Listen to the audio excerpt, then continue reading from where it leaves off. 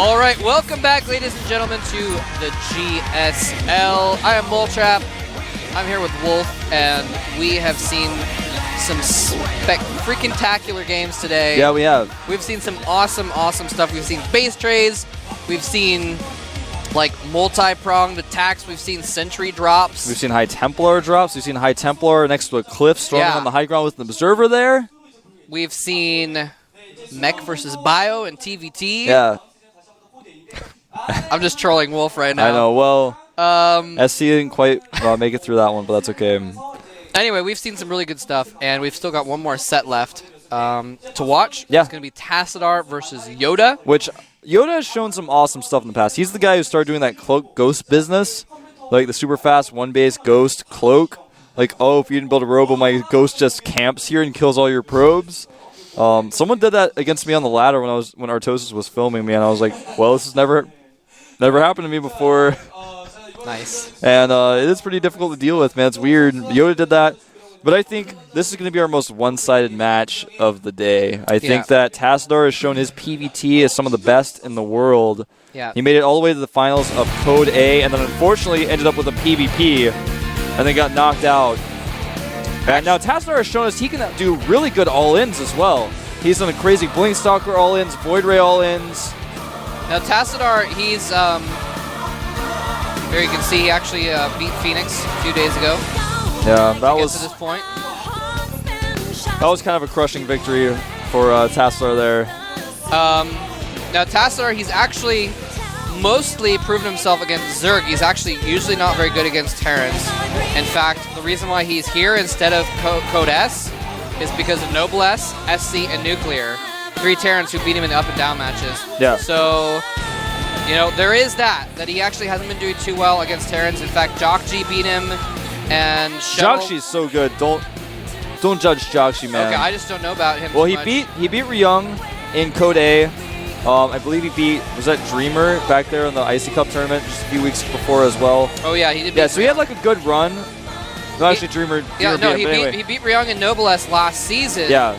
On his way to the finals, but then like in the up and down matches, he's like, oh, I forgot to play in the up and down matches, he didn't do very well against Terran, but otherwise, he's shown some awesome play against Terran, and I think that against YoDa, he's gonna have a really good chance. But yeah, here's the thing: YoDa is 2-7 versus Terran. Yeah. He actually has never beaten a good Terran. Holdwell, he beat the best to get here, who is a, I would say, mediocre Terran.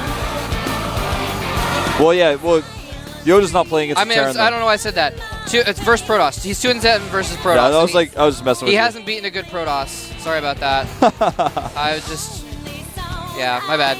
The only Protoss he's beaten Core in GSTL. Yeah, and he took a game off Ace, who beat him in the series 2-1. So YoDa, not the best versus Terran. I mean versus Protoss. I gotta stop saying that.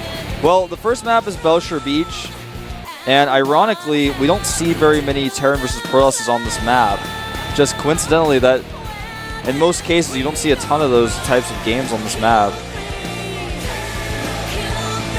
Yeah. Like, Moltrap's like doubting me, is looking it up right now. I just wanted to see what the stats were. They're about even. It's only 6-5 PvT, so there's no like statistical bias. Yeah. Pretty even map. Pretty even map. Yeah. I'm actually like really interested in those stats. Not bad.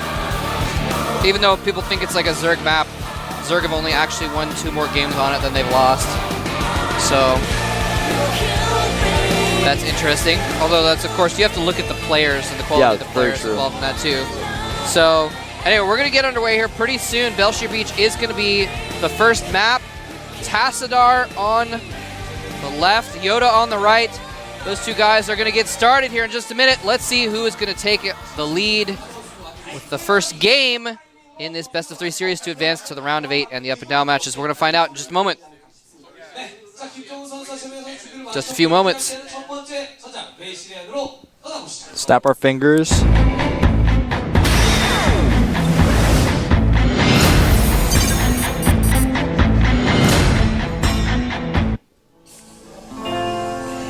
All right, and here is second place from Code A from last season. He's trying to get that far this time as well.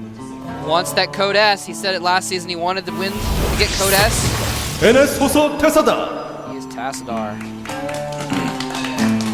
NS Hoso Tassadar. This guy ladders a ton, by the way. He's another guy, hold on, I'll first tell you about this Terran player who has been doing pretty well. He's a very strong player. I am YoDa. YoDa has yet to prove himself really in the individual league. I guess actually both these players are those guys that like we're just starting to see, and they're the like guys that used to get to the finals of their Code B bracket and then lose to, you know, someone and not actually get into the GSL. And so now they're both finally in GSL. We see a lot of those types of stories here recently. Yeah. Where the good players are finally making it in, and some of the other lesser-known players are just starting to phase out a little bit. Or better-known players who aren't as good as what I should say. Yeah. Well, this map is very balanced, especially in this matchup. It's not any particular pieces of terrain that could advantage one race over the other. There are some open spaces, there are some closed-off spaces. I mean, for example, on a map like Tal'Darim Ultra out in the middle of the map, that favors different compositions over others. You know, for example, mech cannot be used very well in Tal'Darim Ultra, but on this map it can.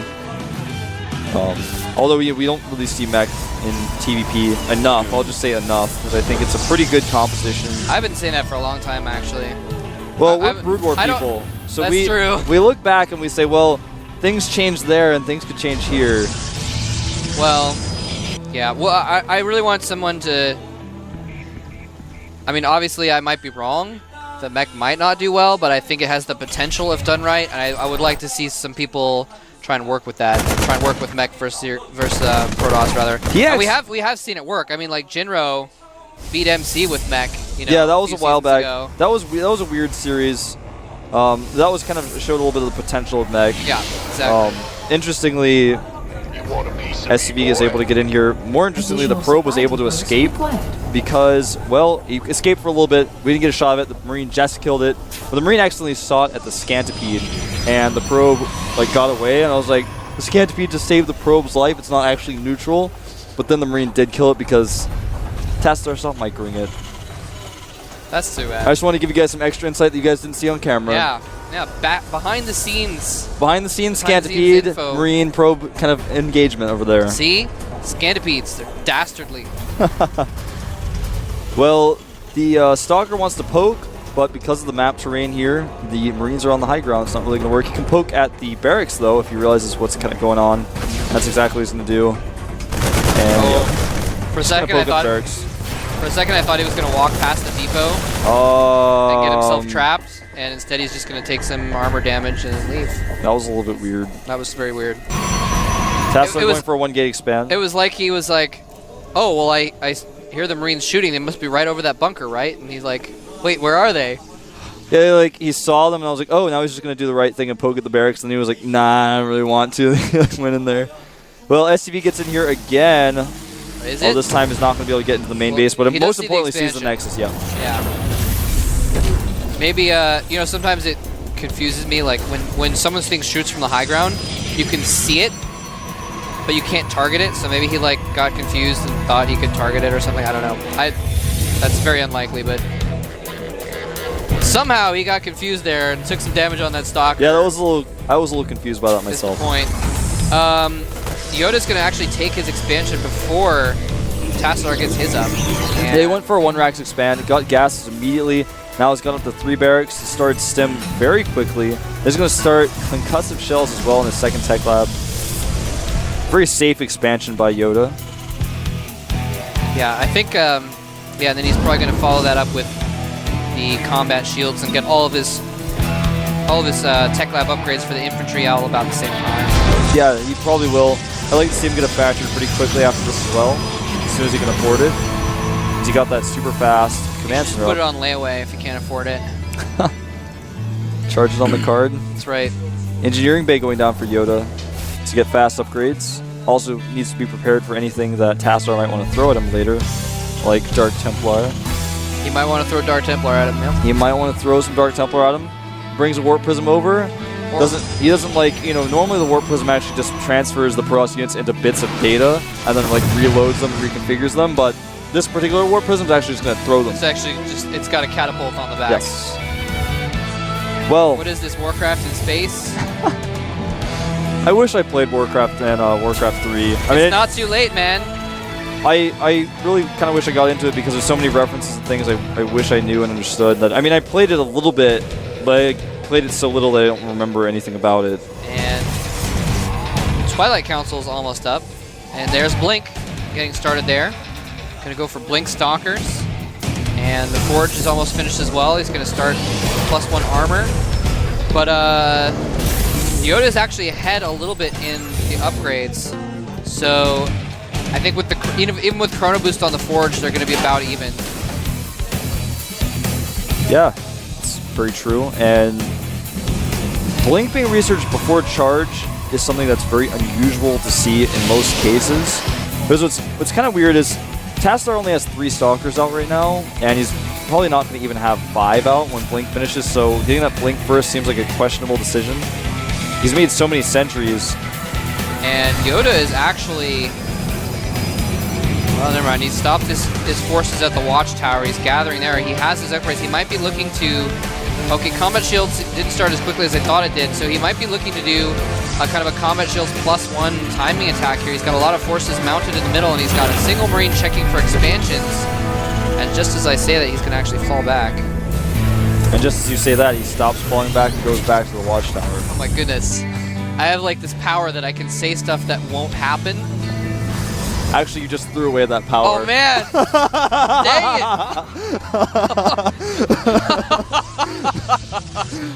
it! Now you can't get it back either. I used my power to cancel it out. Oh, but wait! Maybe I just made it. No. No, it's gone now. You can't actually do it anymore. I can't do it anymore.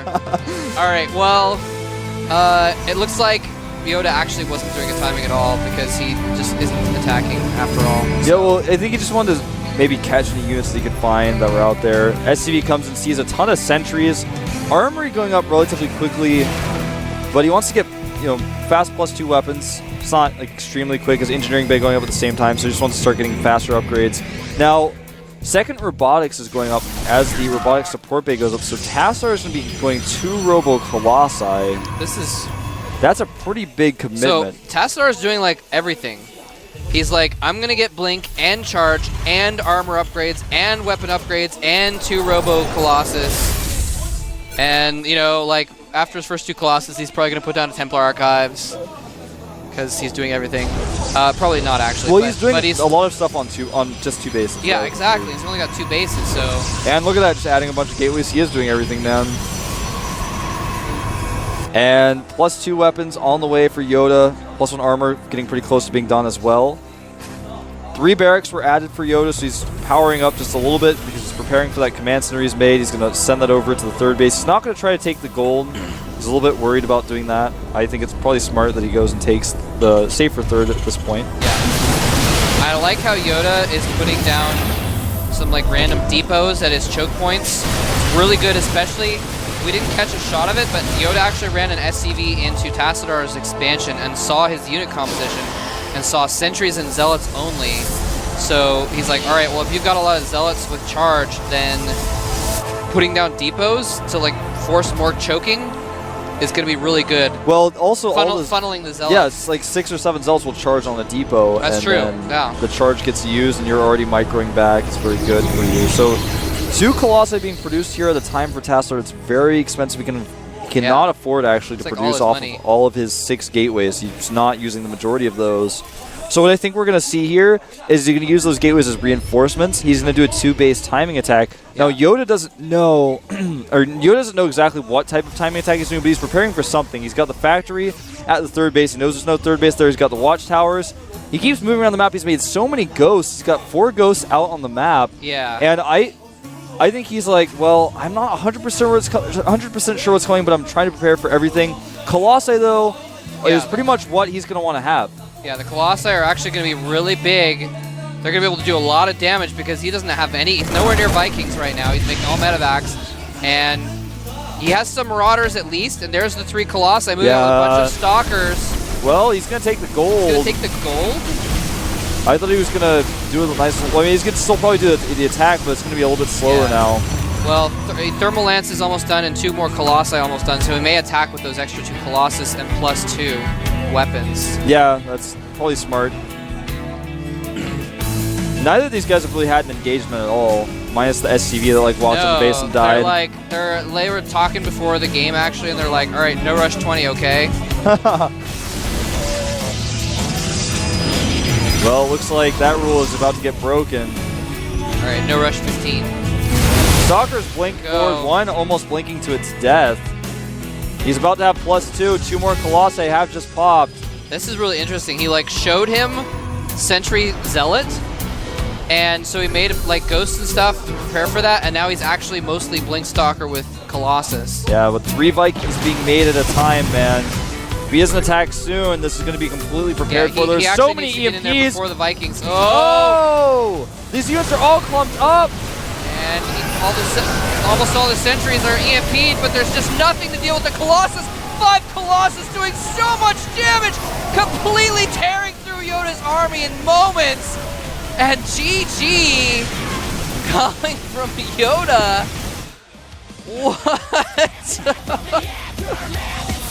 He's like, I'm going to stim into this with 5 Colossus, and the Colossus just rips him apart. Right-click moved into it. Like, he tried to star step micro forward into Colossi. Like, that would have been a good attack if there hadn't been 5 Colossus.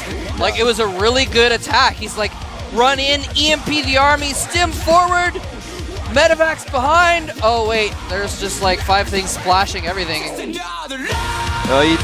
He kept like doing the star stuff, like right-click forward, move. Oh, he was doing that at the same time. Yeah, he was doing that, and that's why he took so much extra damage. I think if he had just fought the battle, stepping forward. Yeah, which doesn't make any sense. Was he trying to target down the Colossi or something? I guess that's what his thought was, but he wasn't really able to because they had range and there were a lot of units in the way. I think if he had just fought normally, he would have done okay, and like both players might have backed off. But he he was on move command a lot. Oh, and I didn't even realize that he was moving forward too. Yeah, it was bad. That was pretty bad. Wow. I mean, the EMP'd every single unit. Every unit had like no shields. And the sentries, he got most of them. I think I saw a few force fields go down, but there wasn't too much energy on most of them. So it was a good initiation, I guess. But I think he needed to wait until he had more Vikings, and instead of stalling for more Vikings, he actually initiated. I think it might have been better for YoDa like hold back a little bit longer. Yeah, maybe so. But he was scared, I think. But there's also 5+2 Colossus with Thermal Lance range, so I mean that's just hard to deal with regardless of how long you stall. But anyway, so YoDa finally meeting, well, so far, one of my predictions in Game 1. Let's find out.